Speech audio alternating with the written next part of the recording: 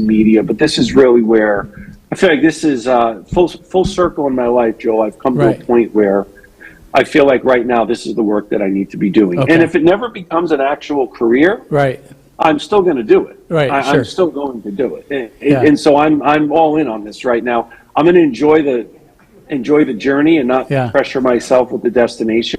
But I do want to build this up to something national. I didn't mention to you, I was going to announce it here. I actually got contacted by the Norwegian version of NPR and PBS. They're producing a documentary. They've actually got 2 seasons. It's a documentary series. They want to interview me for an episode. It's, so internationally now we're getting noticed. And I just never imagined this. I really didn't think anyone would care when I published my mea culpa saying, I'm leaving MAGA because I became a person I really wasn't. And I thought that would be it. But good news is I was wrong about that too. Okay. So, I've never been happier to be so wrong. Really. I mean, that's how it's all happened for me. But I'm committed to this work. I'm going to keep doing it. Yeah. That's great. Let's see. Let me just get a number for people that are online. Yeah, sure. I know that most people are going to. Hey, Liz, good to see you. Brian, Ione, good to see you. Good to see you guys. There's nobody online yet, but you probably want to. Okay. All right, we're going to get started. It's good to see all of you here, Ione and Brian and Kitty. Thank you for coming. Liz, it's great to see you. And so when I was at this convention, and some of you already have heard a little bit about this story, but I think it was the last night I was there.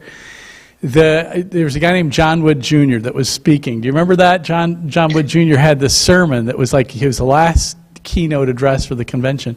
And this guy was amazing. I mean, he sounded like the best public speaker you could imagine. And Rich and I had gotten into a conversation, and I just bumped into him. So I was out in the hallway, and I saw Rich, and I just introduced myself to him. And so this guy started. So I'm sitting here talking to Rich, and in the background over here, I'm hearing with the other ear this incredible speaker. And then they sent people. The convention sent some people out, and they're like, "You guys need to go in. You need to go in to the big hall." And Rich and I were kind of out in a kind of a side wing. But what Rich was telling me was we started talking, and I asked him about himself, and he started telling me his story. And I was so amazed by it. You don't hear a story like this one every day. And so I thought, we need to bring Rich to campus just by Zoom. Rich has started an organization called Perfecting Our Union, and that fits into his backstory. So, Rich, I don't see you on the screen at the moment. Oh, wait, I accidentally okay, oh, there I you am. are. So there's Rich. And okay, Rich, I don't even know, is it Logis or Logis? How do you pronounce it? Logis. Logis. So long O and then the Polish G, which is the J sound. The J sound, okay, great. So we just kept ignoring the admonition to get in there. Finally, we did end our conversation and go in there, but I just kept thinking about this guy. I thought he has the most fascinating story. And I actually mentioned it to several people around and said, I'm thinking about bringing Rich to campus by Zoom. And both people, unfortunately, neither of them are here at the moment, but both people said, you need to do this. That would be a great idea. And so I'm really glad to hear Rich's story again and share it with you all gathered together and with those that are online. So, Rich, why don't you just tell us your story, and then we'll ask questions. Yeah, thank you so much, Joel, and thank you for listening to me. And I want to just preface by saying that something I mentioned to Joel at the outset. A lot of what we're going to talk about tonight, I never really actually sought out to do this work, and I'll go into a little bit more detail later on. I know it perhaps is a cliche about those who might say, I didn't seek out this work found me. I think that it actually is applicable for me. And so I'm 46 now, I'll be 47 in January. I've been, so some of the students, when I get into the story, they weren't actually born when I have to go all the way back because I've been political my entire adult life, but highly ignorant, although I'd like to think I'm a little bit less ignorant now. So my entree into MAGA I've been in Florida for many years. I'm from New York originally. So I have to go all the way back to the year 2000. And in that year, I was 23 years old, and I voted for Ralph Nader for president. Now, I knew being in New York, my vote was not really going to influence the outcome because of the Electoral College. But I was actually attracted to the Nader campaign for one primary reason, which was that I figured out that both parties did not like him. So at that period of time, around the year 2000, I graduated college that year. That's when my overall dislike, and I'm actually putting that mildly because it became a very unhealthy disdain for the two-party system. That was it. That for me, that was its genesis. So we got to go all the way back to the year 2000. Supported Ralph Nader. Knew he wasn't going to win, but I really, really was enamored with that campaign because I thought, both parties don't like him. I'm in. Now, fast forward 15 years later, and here comes Donald Trump, who, of course, everyone knew by name. I actually had interviewed him when I was a journalist many years ago for business. And when he came on the scene, I wasn't one of these people who will say now, I was on board the moment he came down the elevator. That wasn't really quite this. That wasn't for me that in that case. But I did quickly figure out that both parties did not like him. So you have to keep in mind that for almost for a decade and a half, I had this always increasing loathing of the two-party system, a very unhealthy one. And so when Trump came on the scene, I didn't gravitate to his campaign because of his comments about immigrants or other comments about race or comments about religious groups. I was attracted to his campaign because I liked the fact that both parties didn't like him. I liked the fact that he came in and very clearly said, I'm going to take a sledgehammer to this two-party system. And when I figured out that the two parties did not care for him, and it was very clear to me that they were going to attempt to do everything in their power to prevent him from being the nominee, I said, I'm in. So that was my entree into MAGA. Now, I'm not going to say this for any, this is not a self-defense, because I'm going to get into some of the reasons why I stayed and then eventually why I left MAGA and why right now I'm going to work to help others leave MAGA. I would say that my attraction to the Trump campaign, having been a dislike of the two-party system, I'm not saying this is a self-defense, but I think that was actually a very anodyne reason, really a non-controversial reason, because I think if you asked Americans all across the country of differing political beliefs and ideologies about their general feeling of the two-party system, I think there would be a lot of dissatisfaction. So that was really that was my initial foray into the MAGA campaign. Now, over time, I more and more ingratiated myself to some of the campaign people I met. I wound up meeting some local Republicans. I became a Republican as a result of Donald Trump. I didn't really think of myself as a Republican or conservative. I really thought of myself as a Trump voter, because even though he ran as a Republican, he wanted to come in and take a flamethrower to the entire system. So as I met more and more people, I wound up becoming something akin to a MAGA activist. I wound up writing some of the call script for the campaign. And I did that pro bono. I was not offered money, and I did not ask for money. So anyone who made a call on behalf of the campaign or received a call from the campaign, they read and heard some of the text that I wrote. During the course of the campaign up until 2016, I wound up meeting several other Trump voters whom I allowed, and I want to emphasize this point that I allowed, because I think it's important to emphasize that all of us have agency, and throughout the entire conversation tonight, I want to be very clear and not have this misconstrued, that I take responsibility for everything I did and wrote and said and how I voted. But I met several people who were very, very staunch Trump supporters. And it wasn't that they disagreed with the Democratic Party on policy or ideologically. They looked at the Democratic Party as an actual existential threat to the country. And I allowed myself to slowly become influenced by that. So to paraphrase Hemingway, my entry into MAGA happened gradually and then suddenly all at once, because I went from a curiosity about the Trump campaign to I'm in, then to the point where I started to adhere to so many of the mythologies, which I'll get to later on, about the Democratic Party being a threat to our life and our livelihood and our country, and that we were on the correct side of history, we were on the side of good, we were going to fight the side of evil, representative of someone like a Hillary Clinton, who, in my view at the time, truly embodied the two-party system. Everything that I disliked about politics and everything that Trump came in and said, we need to rebel against this. And once the election happened, and I don't say this with any source of pride whatsoever, but I'm one of the few people that most will ever meet who's on public record having said that I thought Trump would be the nominee and I thought that he would win the general election. And for most I would say that to, they would say that's not possible, there's no way that's going to happen.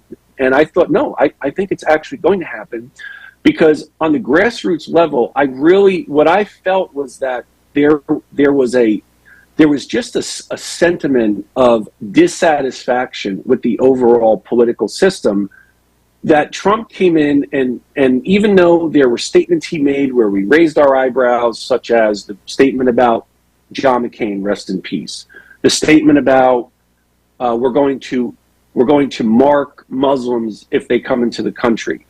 We knew deep down that those are comments that we didn't really defend or support. However, we looked the other way. And the reason we did is because if somebody really believes that the opposition political party does truly pose a political and economic and cultural threat to yourself, you're going to support anyone or anything. So once the election happened and there was the elation on election night, the impossible actually became possible and happened. Once that occurred, I was already pretty deep into MAGA, but once that happened, it was truly like a propellant that once that occurred, I was as truly as all in as possible. Now, I wasn't one of these MAGA activists who had a Trump flag or a Trump tattoo. I actually looked to work very much more from the inside operation. I knew some who had been paid staffers on the Trump campaign. I wound up producing a very right-wing podcast. I penned a number of articles. They were actually seen by millions of readers for Fox and the Daily Caller and Real Clear Politics, American Thinker, American Greatness. I had very, very well-known right-wing pundits such as Dan Bongino, who quoted my work on their show. I felt in MAGA a validation, and I felt like I had absolutely made the correct decision. Now, this is where I feel like I need to go into the parts of being in MAGA that I look back on them now, and I realize that essentially every right-wing mythology that I believed actually turned out to be the exact opposite. And there's 2 points that I really want to emphasize here in terms of my relationships and those I knew in MAGA. And again, I say none of this as a self-defense, but for those who have very strong anti-Trump feelings, they're going to like and dislike some of what I say. For those who have strong pro-Trump feelings, they're going to like and dislike a lot of what I'm going to say. So there's 2 points about MAGA voters that I always emphasize, and Joe, you'll recall from our conversation, I went not too much into detail, but I did touch upon these. The first is that most MAGA voters, deep down, are actually good people. I know that for a lot of the visuals we have seen public, for example, of the insurrection, we see a lot of the rage, we see a lot of the anger, we do see a lot of the hatred, But most MAGA voters, those were not really people I was around. The ones I was around, we congregated, we broke bread, we spent time in each other's homes, we celebrated birthday parties, children's birthdays. And I came to conclude that when I left MAGA, and I'll get into reasons why I did, most MAGA voters are actually good people deep down. And I know that for some who have very strong anti-Trump feelings, they're perhaps going to recoil at that statement. And Braver Angels, where Joel and I met, you know, one of the reasons I actually went to that convention, and I was invited to attend, I was very humbled to be there, is I know that I need to work on my own patience. And in the MAGA world, it is an extremely black and white world. There is, I like to say that the world is not gray, it's actually multicolored. And I don't mean that necessarily in a racial context. In the MAGA world, it is as true as you can imagine in us versus them. We're on the correct side. The Democrats and the rhinos, the Republicans in name only, the globalists, they're on the evil side. We're on the correct side. They're on the wrong side. We are here to crush the enemy. I saw myself as, even though I've never served in our military and I have nothing but the utmost respect for our servicemen and women, I saw myself as this patriotic soldier in a battle against an evil opposition. And Donald Trump was the general leading that army. Because I mentioned before, I didn't think of myself as a Republican or a conservative. I actually viewed myself as a Trump nationalist, and I adopted soft, light versions of nationalism because I used to have these mythologies in my mind that that's what the framers believed, and that's what George Washington and Thomas Jefferson and Adams and Hamilton and Franklin and all the founders of our nation would have believed that. I actually really did think that, and it was a genuinely held belief. And when I was with MAGA voters, and since then, and in my own observations, I like to describe a lot of MAGA voters this way, and it ties into some of what we saw at Braver Angels. If I were stranded on the side of the road and I had a flat tire, the Reds, we said at the Braver Angels event, you've got Reds who are red-leaning, Republican-leaning, you've got Blues who are a little bit left, Democrat-leaning, and then you've got the others, which is yellow. I had a yellow as an other because I'm actually not registered with any party right now. But the red voters I met there, Joel, and I think that I believe your experience, you can attest to this as well. They would come out of their car, help me fix my flat tire in the pouring rain. I would offer them money. They would not accept the money. They'd get back in their car and they would wait for me to drive off. That's what I think about actually most MAGA voters. And then we're going to get into, well, how do we reconcile between that kind of a person who's a good person with believing MAGA? So that's the first point that I want to mention about MAGA voters, that I do actually believe most of them have a goodness and a decency in them. Now there's a second part. And if you didn't recoil at the first part, if you have very strong anti-Trump feelings, this one might cause you to do a bit of a double take. I'm not saying that all the reasons for supporting Trump were valid, but there actually were some valid, legitimate reasons for supporting his candidacy, whatever one's opinion about he as a person. As examples, the feeling that so many Americans had, and we really discovered this in the 2016 election, this feeling that so many millions upon millions of Americans felt of being left behind, of this sense of being unrecognized, unseen, unheard, that they were watching others succeed and they felt like they could not catch up, that they were continually falling behind. That was a very valid reason, in my view, for supporting Trump. Watching jobs go overseas, which is a bipartisan problem that we've had, but nonetheless, Trump gave a voice to people who said, yes, I've watched communities lose jobs. I've watched communities hollow out.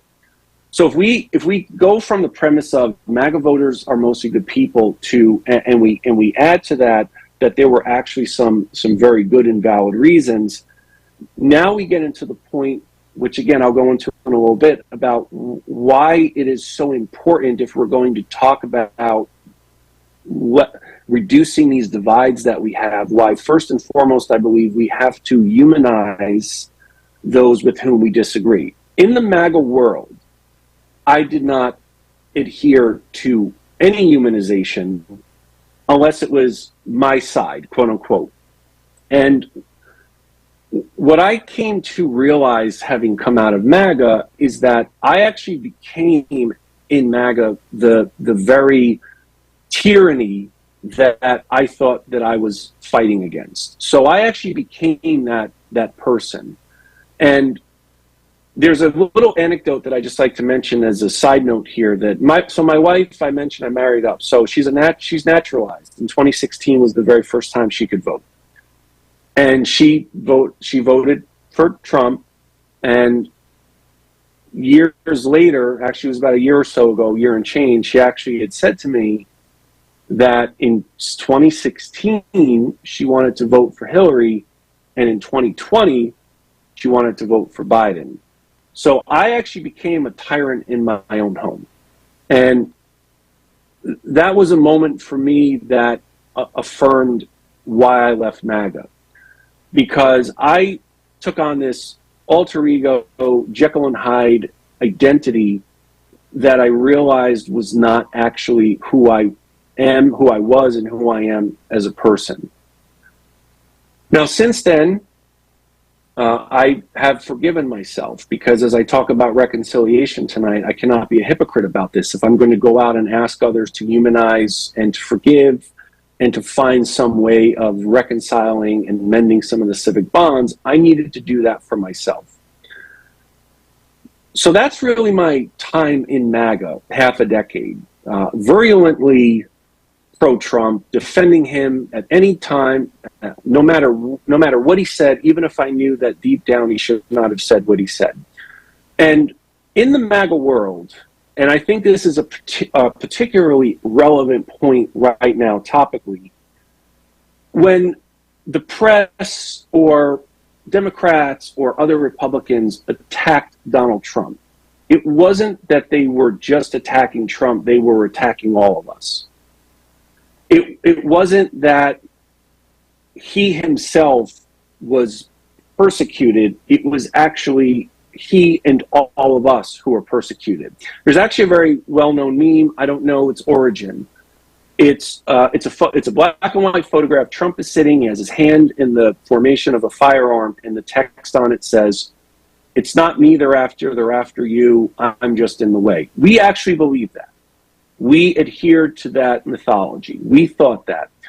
Now, as you look at what Trump is doing with the indictments and the stolen election rhetoric, the way that he talks to MAGA voters is actually essentially identically the way that he did when I was in MAGA. It's, well, I'm not indicted, you're indicted. It's not weaponized law enforcement targeting me, they're actually targeting all of you. I wasn't defrauded in the 2020 election, all of you were defrauded. And even though the word cult is thrown around a lot with MAGA, that can be somewhat polarizing language to talk about as a cult. I will tell all of you listening right now, speaking just for myself, I consider, looking back on it, that it was a cult for me. I woke up thinking about MAGA. I went through my day thinking about MAGA. I went to sleep thinking about it. God knows I probably dreamt about it, and then I'd wake up the next day, and I did that day in and day out, 7 days a week, year after year after year after year. And there are some now who are still doing that. So that's my time in MAGA. Why did I leave MAGA? This is the next part of, before I get to why I'm going to keep working to help others leave. So I just want to preface by saying that there are two MAGA mythologies that I did not believe at any time. Number one was regarding the COVID vaccine, that it was going to kill us or change our DNA or make us into Cyclops or any of that. Okay, I never believed that. I also did not believe that the 2020 election was stolen. So I was actually still in MAGA up until about the summer of 2021. But I never believed that the election was stolen. In fact, in the lead up to the 2020 election, and of course I volunteered a lot of my time and also made financial expenditures to the Trump campaign. In the lead up to that election, I remember distinctly telling other Trump and MAGA voters I knew there was actually a very good chance that Joe Biden could win the election. So when he did, and when it really was apparent that he was going to about a week or so after the election, it wasn't actually a shock to me. I was, of course, distraught and disappointed, but it wasn't entirely unexpected for me. So in that period of time after the insurrection, for about the first 6 months afterwards, I was in the camp of, well, the insurrection was bad, but it's exaggerated, it's overblown. What's the big deal? Most people were peaceful. It was just a handful of rioters who stormed the Capitol. Now, so that particular part of MAGA was actually the second reason I left. I want to mention for all of you the primary reason that I left, though. So it was actually not Donald Trump who was the catalyst for me leaving MAGA. It was actually Ron DeSantis, my governor. Now, in fairness to Governor DeSantis, if you recall, the pandemic, we started to deal with it in early 2020. And in fairness to Governor DeSantis, I thought throughout the year 2020 up until about the summer of 2021, I actually thought that he handled the pandemic as relatively well as he could have, given that data was changing on a daily basis. And I still think that today as we're speaking here. And what I actually particularly admired about how he was handling the pandemic is that he was very, very staunchly pro-vaccine. There's actually a very famous photo, perhaps some of you have seen it, of Governor DeSantis. He's pushing a senior citizen in a wheelchair to go and get their vaccine. And I remember thinking, okay, that's leadership. I believed in the vaccine. I was confident it was going to save lives, reduce hospitalizations. And I remember thinking, okay, this is exactly what I want to see with this pandemic, as we were watching people die every single day. Now, as the summer came around of 21, you all may recall that's when the Delta surge happened.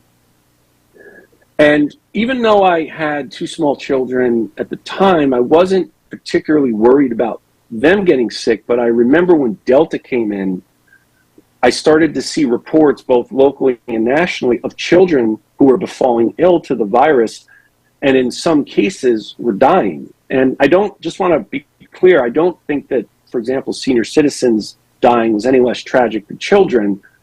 But when we see that kids are dying from a virus, we know that the virus is strengthening in its infectiousness.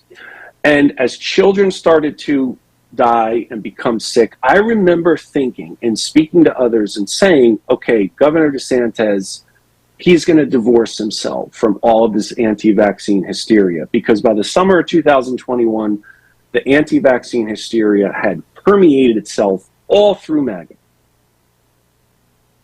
And I thought he's going to definitely sever from the anti-vaccine propaganda.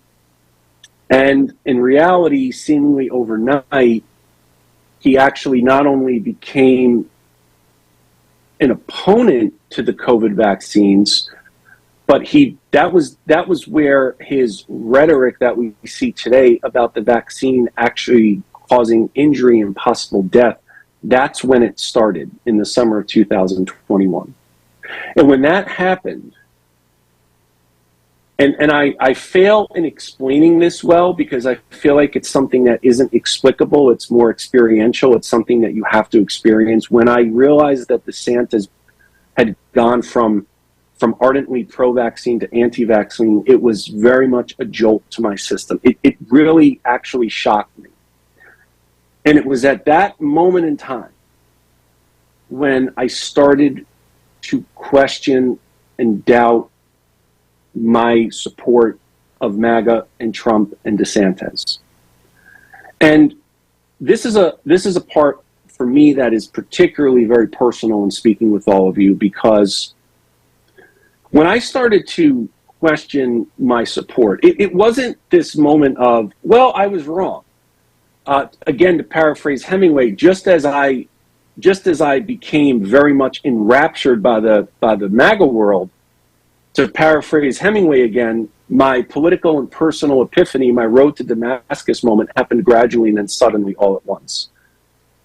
Because around that same time, when I started to ask myself, can I really in good conscience support this, knowing that people were continuing to die, and an elected official, a very visible, influential one, was now, Ron DeSantis didn't take the position of, I encourage everyone to get the vaccine, but I'm against mandates. I don't quite agree with that position, but I think there is some defensibility to it. That's not what he did.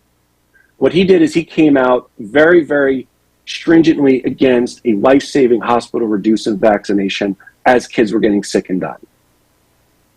And for me, that was the first line of demarcation.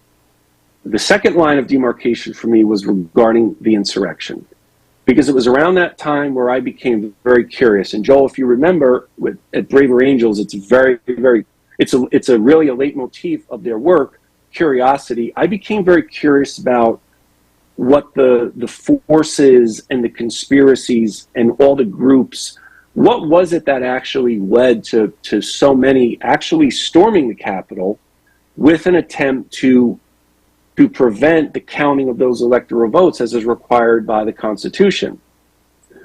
And so because I became curious, I got a little bit deep into a rabbit hole, because I used to think that those groups like the Proud Boys and the Oath Keepers, QAnon, I thought, yeah, they're around, but they're basically just fringe hobbyist groups. And I came to realize actually that not only were they not fringe hobbyist groups, but that they were well funded, well coordinated, well orchestrated, and perhaps worst of all, they had the blessing of the most powerful person in the world, in the president. And that was the second jolt and shock for me. So I had so many late nights, just myself and my thoughts. And there was this spiritual and emotional and mental and even to some extent this physical war that was happening in all of my being. Because I was faced for me, I was faced with a moment where I had really stared into an abyss.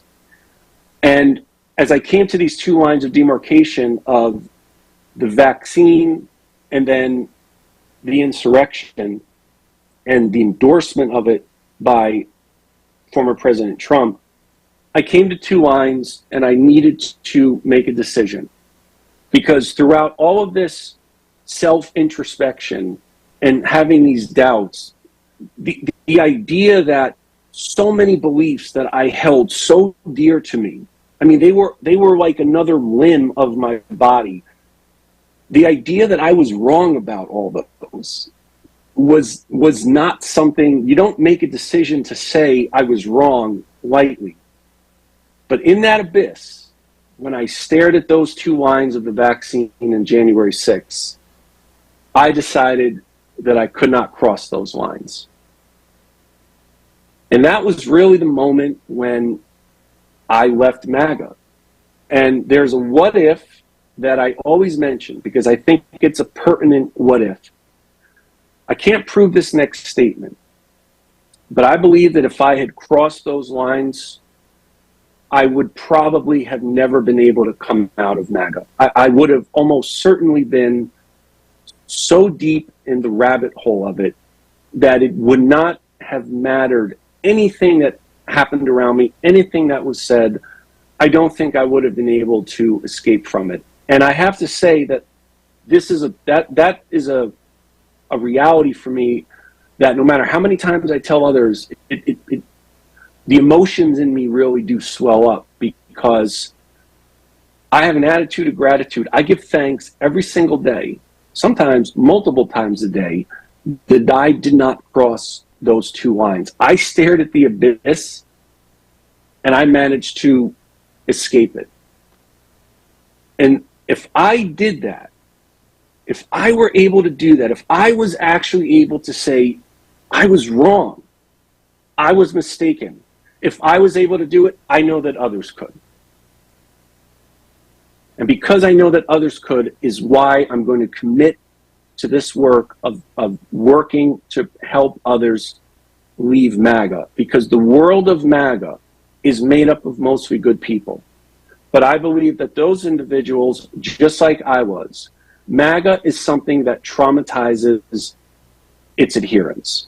It exploits. Donald Trump and MAGA exploit good people who have some valid concerns.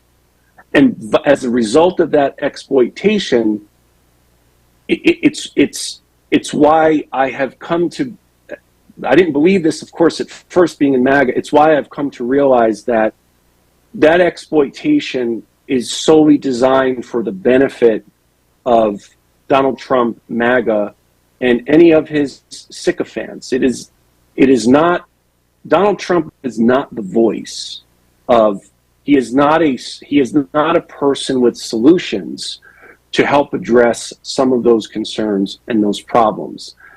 And I was a politically traumatized person, and I have to say, I'm just, as preface here, I am not trained or educated whatsoever in psychiatry or therapy or psychology. I use the word traumatized, perhaps not entirely in a clinical context, but I came to realize that I was a traumatized person, and everything, and I allowed that to happen. I allowed those influences to penetrate my thinking and my soul.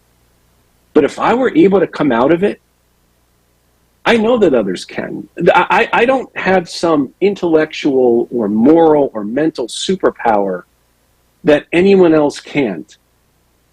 But challenging one's own beliefs and concluding I was mistaken, when I decided to write my mea culpas, and I have a couple different versions, the most recent was in Newsweek.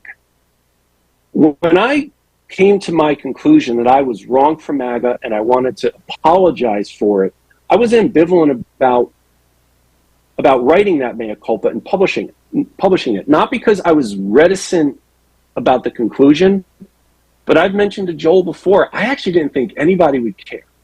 I mean, if you think about when we make a mistake, it's a very unnatural act for our Homo sapien species to admit when we're wrong. It just is for all of us. It's not a natural act. So if we ever apologize, maybe we say it to our husband or wife, oh, honey, I'm sorry. Maybe we tell a friend or two, and then we just sweep it to the side and we just forget about it. Well, I decided not to do that. I decided to offer my apology to millions of people. And I didn't really think anyone would care. I did not think that people would really give a damn about it. And I am so happy to say that I was wrong about that, and I can't imagine being happier for being wrong than the fact that so many people do care. And I don't think that it's that anyone, I don't really think it's so much that people care about me. I think that some of what I say and message, the reason it may resonate with others is because there is something in our society, in our culture, and part of it, again, is our nature. It's inherent in our DNA that apologizing it tends to be looked at as a weakness. I will tell you that in the MAGA world, one of our mantras was never apologize. Even if you're wrong, never apologize. So societally, there is this sentiment that apologizing, it reflects a weakness in us. I've actually come to realize it's the exact opposite. There is a character strength to acknowledging when we are wrong. It is not a weakness. And I'm not saying that in any kind of self-aggrandizing way, but it does show integrity. It shows leadership, and I'm always working every day to try to be a better leader, not for anyone to follow me so much, but my hope to have a positive influence on them. So I'm going to stop ranting, because I imagine that some of you might be thinking, well, I don't want to assume what you're thinking, but some of you right now might have some questions that have come to mind, and I would like to answer any questions that you have, even if you think they're personal ones, because I'm a transparent, open book on this topic. Rich, it's not every day you get to talk to someone that's been as deep into the MAGA world as you were, and and have had such a thorough transformation. So do you have any, I actually have a list of questions, but I want to see. Great. Sorry for the rant. No, it wasn't a rant. That was excellent. It was very, my wife is raising her hand, so Kitty okay. is... Hi, Miss Allen. Rich, at the very beginning, you talked about the what appeared to be a caricature of the opposition to Donald Trump's campaign. And can you describe what the MAGA group was so afraid of? The caricature of the left, or? Sure. Thank you. As part of, as a complimentary point about how it's an unnatural act, it's in our nature to feel like apologizing is a weakness. The reasons, when I look back, for why I thought that the Democrats and Hillary Clinton weren't just wrong and misguided, but were actually evil. I want to offer some of the reasons why we thought that. So one of the reasons we thought that was because our belief was that if Hillary Clinton had won the presidency, the Democratic Party would seize power permanently. And anyone who wasn't a Democrat, we were going to be rendered irrelevant in our own country. Now, to hear myself say that today, I in my mind, I'm laughing at the absurdity of that. But as a complimentary point to our nature, sometimes there is, I acknowledge this point, there is an illogicality to why I so easily fell prey to that way of thinking. And that way of thinking, Ms. Allen, was actually, is very much pervasive across the MAGA world. And there are a few reasons why I think this. And again, I'm not able to, I look at everything from the lens now of having left MAGA. Something that I came to conclude is that succumbing to right-wing mythologies is actually much, much easier than most people realize. Just really how easy it is to fall prey to them. And I'm going to give what I think some of the reasons why that is. So all of us have feelings. They're really primitive, for lack of a better adjective. These feelings of surviving, of self-sufficiency, of providing, of wanting safety, wanting comfort. What right-wing myths do is really tap into those fears. And it's not that I think that Donald Trump was some kind of mastermind in recognizing human nature, but I think he realized relatively quickly that a lot of the trauma that existed amongst MAGA voters, we could debate where it might have started, but what Trump did is he took a lot of the paranoia and the hysteria that had gone from really 0 to 100 under President Obama. Because there is some nefarious switch that was flipped in our country when Barack Obama was elected. And as those feelings of wanting safety and security, because we all naturally feel those, that's where right-wing mythologies are very effective.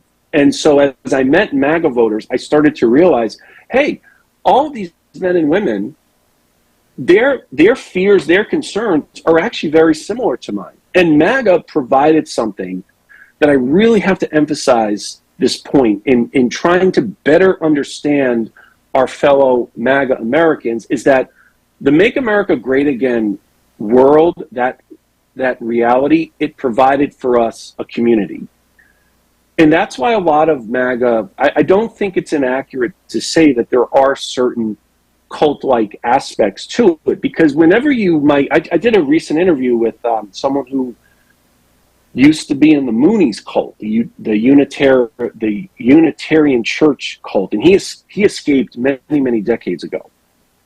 And one of the topics of conversation we had was that for those, no one says I'm going to join a cult, right? Like, it's not like we have our New Year's resolutions and we say we're going to get healthy, lose weight, join a cult. Like, no one actually puts that list together. So we're not in real time, we're not cognizant that more and more we are becoming a member of something that looks like a cult environment.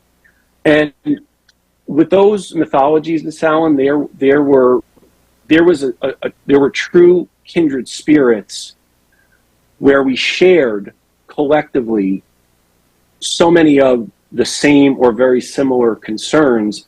And so there is a form of, there's a lot of punditry that talks about identities on more left-leaning Democrat, on the Democratic side.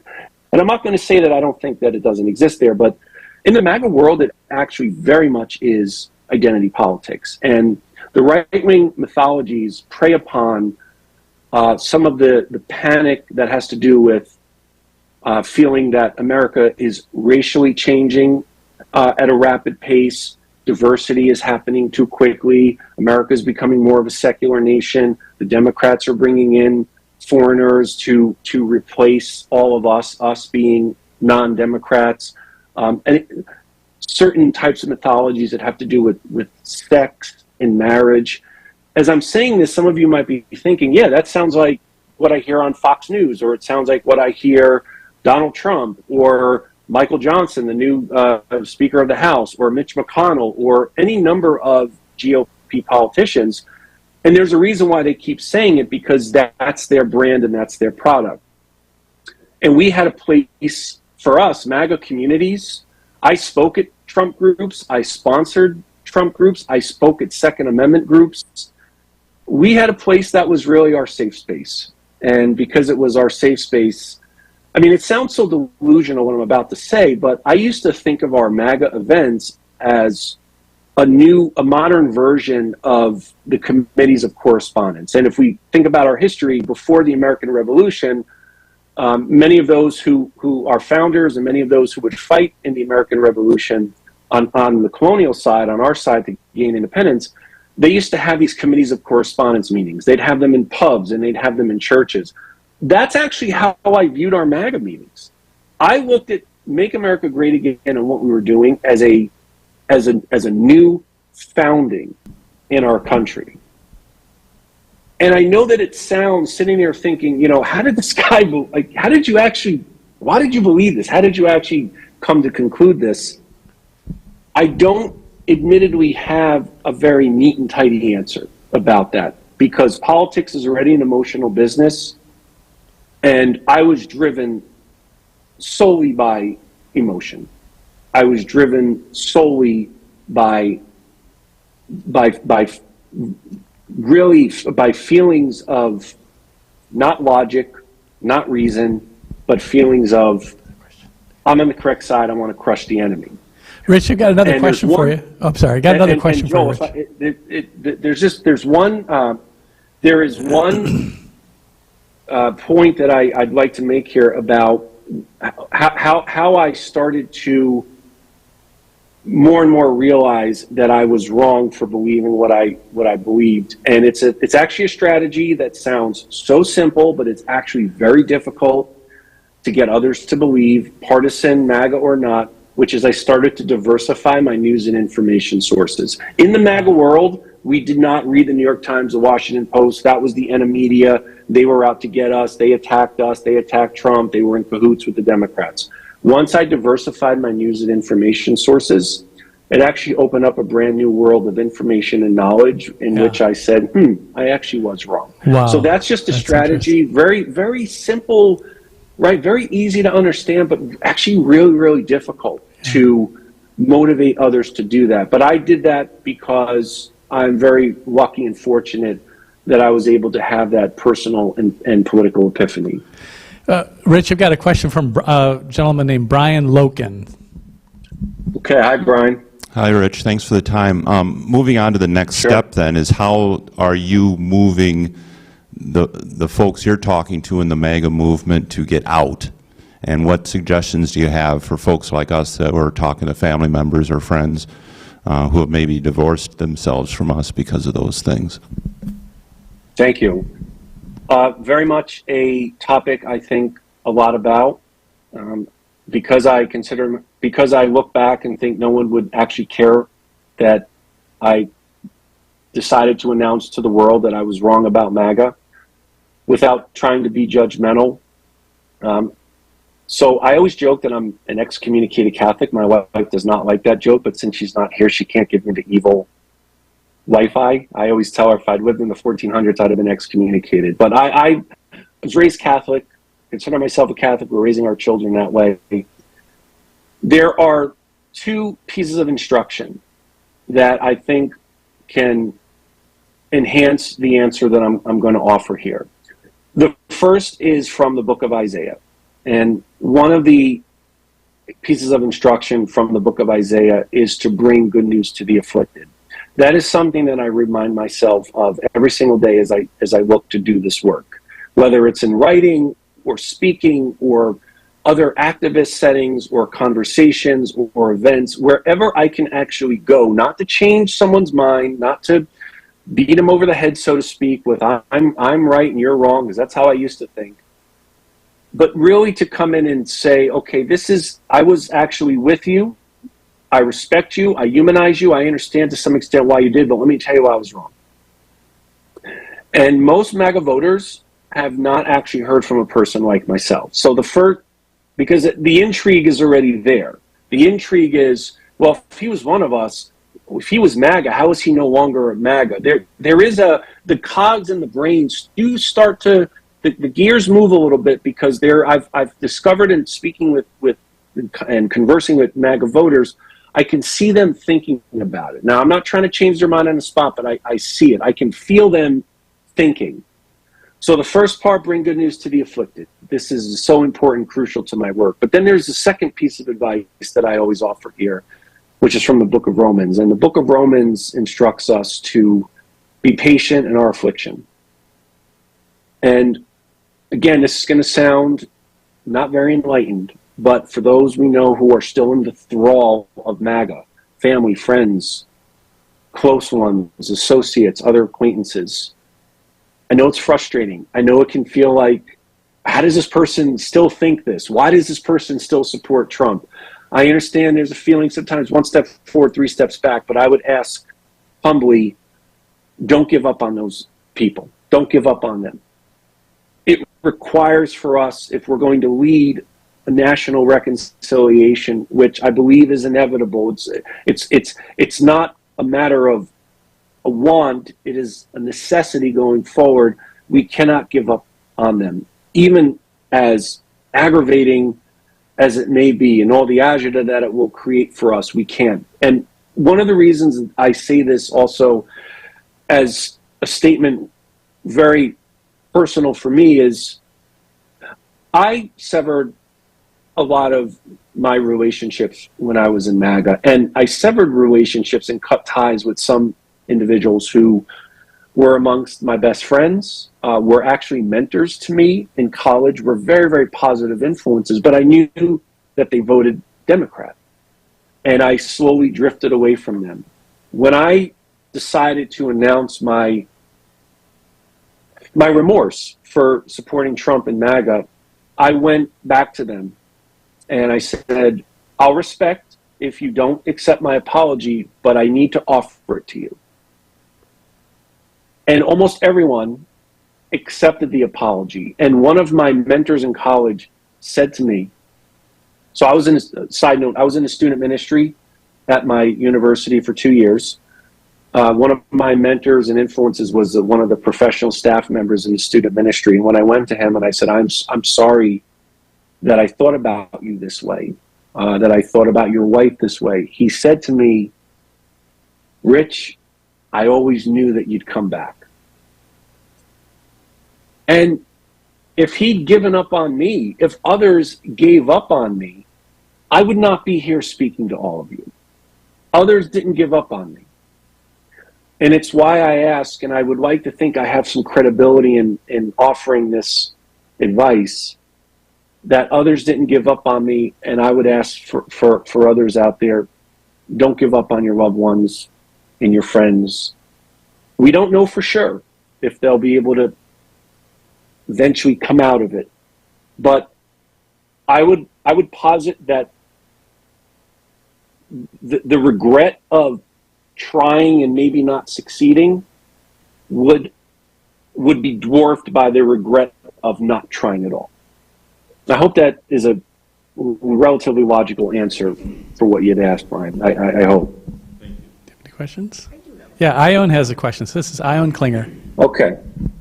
Hi, Ione. Hello. Thank you for taking the time to be with us tonight.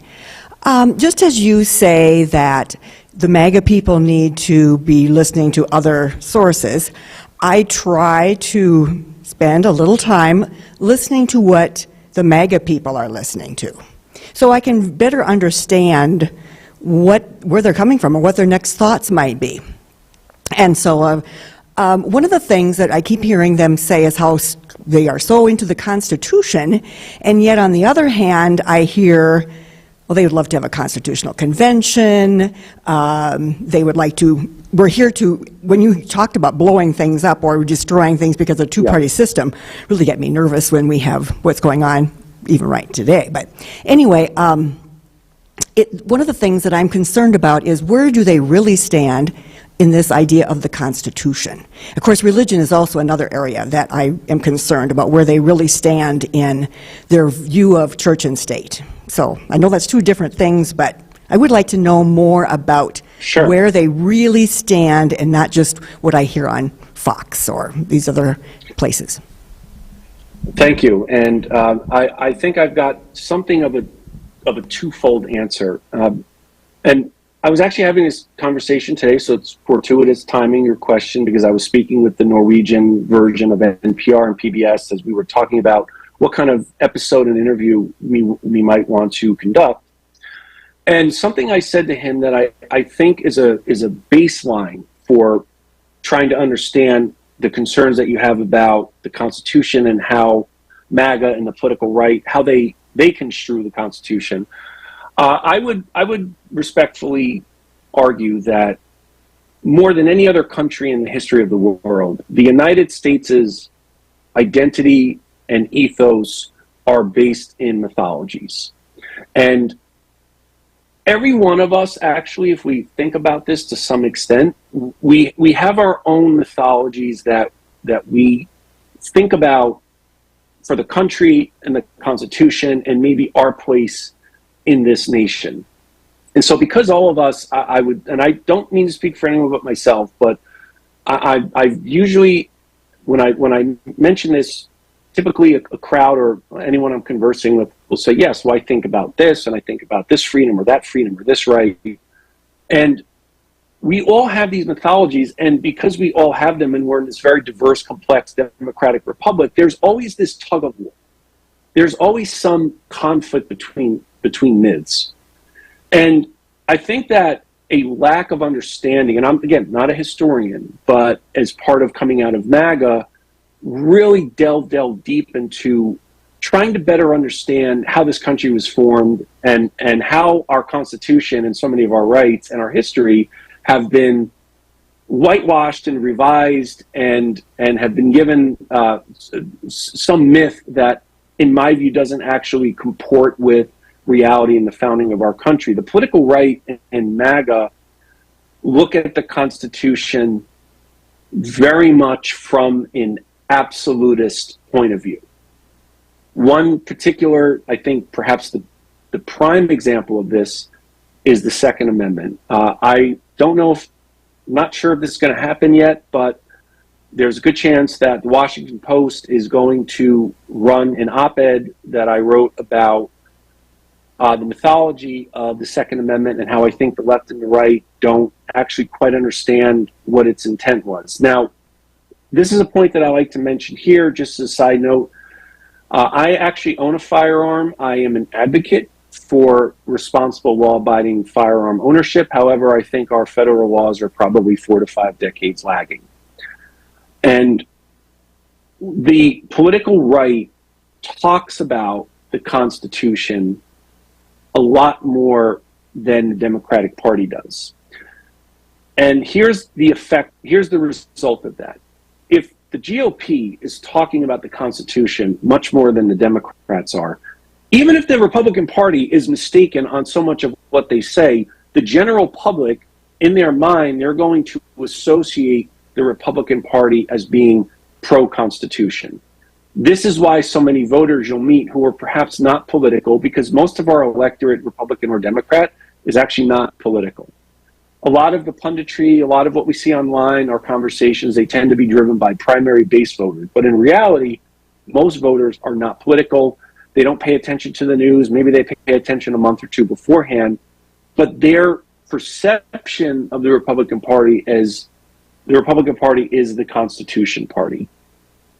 And in my time in MAGA, my conversations about the Constitution with my fellow Trump voters was always based in, we're correct, the Democratic Party isn't. The Democratic Party is trying to rewrite the Constitution through living and breathing interpretations and judicial activists construing the Constitution for whatever it is that they want it to mean. Am I going to say that doesn't happen? No. But what we've actually come to realize in the last several years is the judicial activists and the construing the Constitution as they would like it to be ideologically has occurred far more amongst GOP appointed judges and justices than have on the Democratic side. And of course, I didn't know that while I was in MAGA, because I thought the Democratic judges were just an extension of the Democratic Party apparatus, and were of course trying to take our rights, suppress our speech, censor us, and take our guns.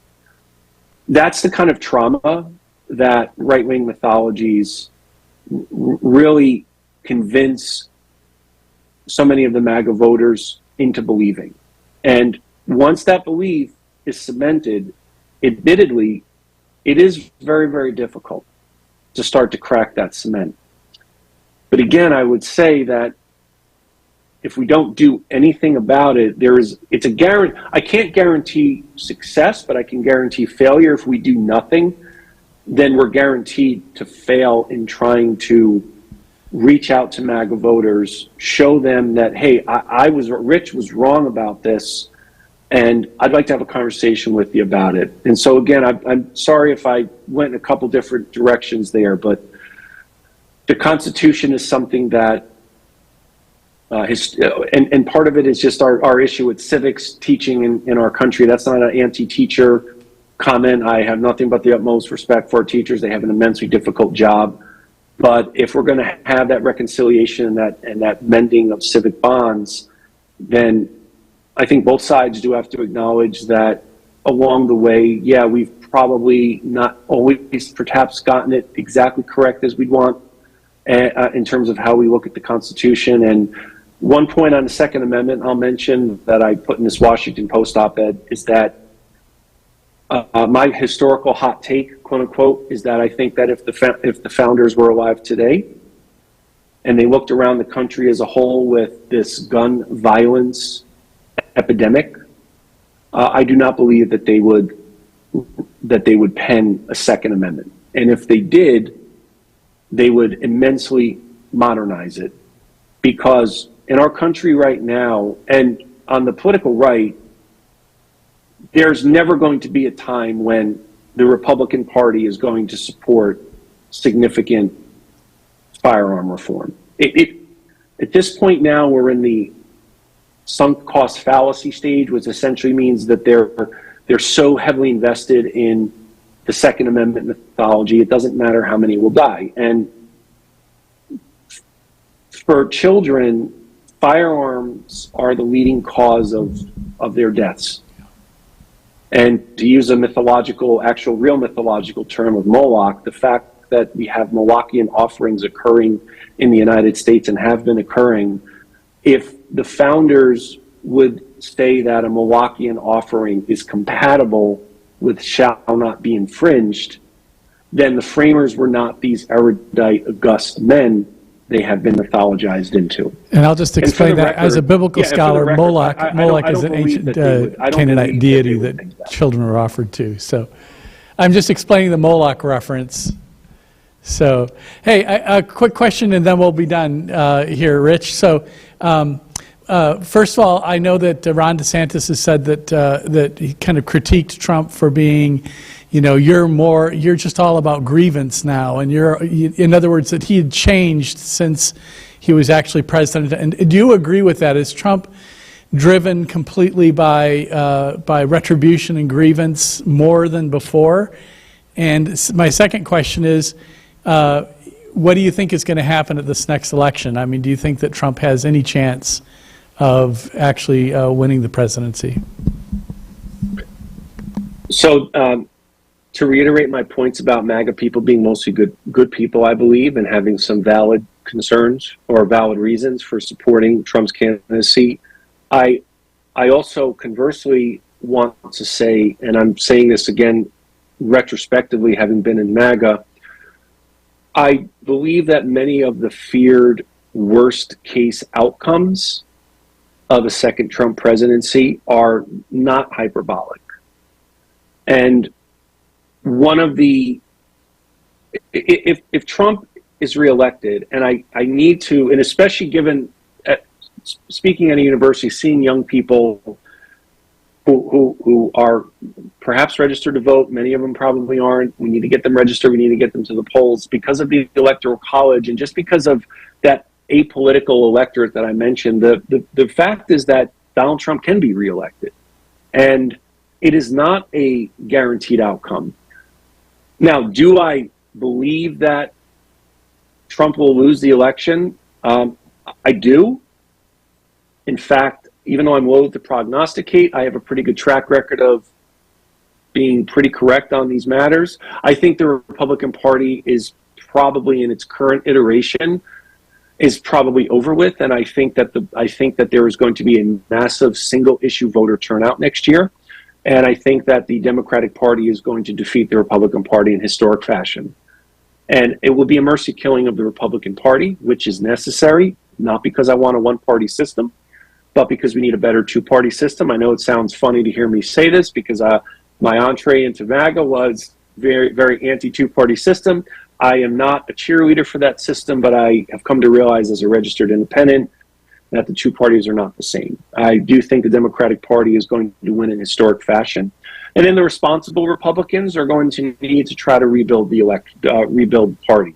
Do I think Trump can win? Yes. Do I believe that he will be, I think that Donald Trump, if reelected, will be a democratically elected monarch and dictator. I think his entire federal government, the entire apparatus, will be one of retribution. We can expect more right-wing judges and justices.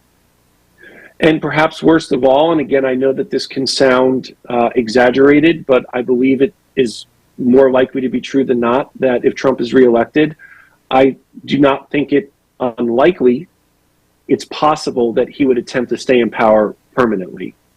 And a second Trump presidency, given everything that I have come to realize about MAGA and what motivates Trump, because what's motivating him is the fact that he has voters he knows will support him no matter what.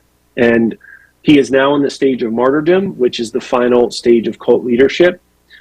And a Donald Trump reelection will probably irreparably damage our democracy permanently. And I don't know what that would look like, because there's never been a country in the history of the world like the United States. And so because of that reason, we don't know what a country like in America, whose democracy was irreparably damaged, what that would look like. And I don't know, Joel, what that would look like. And I would like for all of us to ensure that we don't have to worry about what that would look like come next year.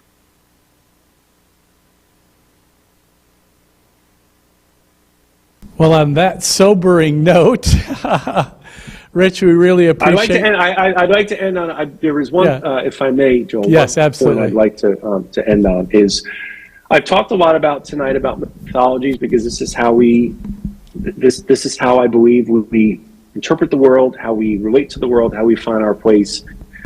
Some mythologies are nefarious. They are intentionally exploitive, and some are aspirational and inspirational. I decided to call my overall work Perfect Our Union. As I create these Leaving MAGA workshops, which I'm developing, I went with Perfect Our Union because I think that's from the preamble of our Constitution. We, the people of the United States, in order to form a more perfect union. Those words, the preamble of the Constitution, they were penned by Governor Morris. He never owned a slave. He was ardently anti-slavery. As much as I like Tommy Jefferson's life, liberty, and the pursuit of happiness, all men are created equal, and the Declaration of Independence, absolutely an inspirational mythology. I think the most inspirational and aspirational mythology ever penned by a human being is we, the people of the United States, in order to form a more perfect union. And that is why I always like to leave on this positive note, that is part of this work of helping others to leave MAGA, to reconcile, to humanize our fellow countrymen and women. All of us have a stake in our country, and all of us have influence, whether we realize it or not. We can make our own mark in the always constant perpetual work of perfecting our union. So I would just like to leave on that note, if I may. Well, thank you so much, Rich, for joining us this evening. And I know you put a lot of time and effort into this, and we've talked about it for weeks on end, texting back and forth. And I appreciate all the energy you've put into this. And it's very obvious that you care very passionately about this. So thank you for joining us, and we will do our best to get as many people to view this. I know we've had some people joining us online, but as it turned out, because of Halloween and a number of other events, that this ended up being a tough night. There was a lot we were competing with, but we're very glad you're here, and I'm so glad to hear your story again. And it's good to just see you again. And maybe, are you planning on going to the convention this next year? Are you planning on going? Same. Are you planning on going? I am, and that's this is one of the amongst many other benefits of having come out of MAGA. I have met so many people. Yeah. I mean, theoretically, we may have met Joel, but if I had met you when I was in MAGA, I would have said, "Oh, Joel Allen, he's on the Democrat side. Yeah. I'm on the right side. He's on the wrong side." That's exactly what I would have thought. Yeah. And anyone who would. I want to welcome and extend this invitation to anyone who sees this, who talks to others.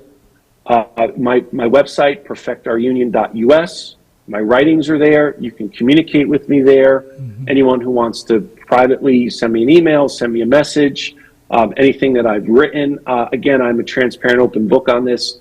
I want to encourage anyone, if you feel like you need to communicate with me for whatever reason, do not hesitate, perfectourunion.us. I would love to hear from anyone. If I can ever be of any assistance on anything related to this topic, I am here to help. Yeah, sure appreciate that, Rich, and we have no doubt that Sure. Bye-bye. Okay, thanks, everybody. Thank you. Good night. God bless Good and good night.